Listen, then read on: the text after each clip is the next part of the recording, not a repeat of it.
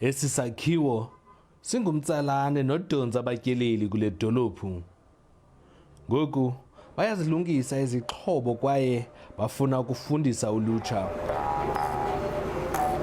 Sibona amagugu ethu nenkcubeko nobuthina buyabuphela every day. So kulapho sagqiba ke nonkosikazi bana masenze into ezaba yalapha eMount Fletcher yalapha eSouth Africa yokubana abantu mamana bezobuka bebona izinto zakudala ezigciniweyo. Somewhere somehow kukhona apho izinto ziyasilahlekela khona, and then siyarhalela ukubana ke siphinde emva sive ukubana bekunjani. Indawo yobonakalisa incinci, kukwakho nabasebenzi abancedisayo nangona bangafumani inkxaso kurhulumente.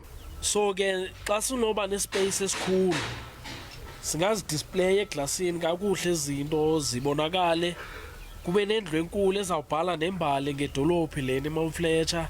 So ke ngoku siyarhalela into yobana urhulumente ne-private sectors ke zi-injecte imali kule project ukwenzeka uba eli phupha lethu litsho lenzeke. Apha kukwafundiswa ulutsha ngemvelaphi nenkcubeko yakwantu. Ezinye zeengxaki abajongene nazo kukukhutshwa kwesi sakhiwo ngumasipala. Ndingulwandile Mbulali, eMount Fletcher.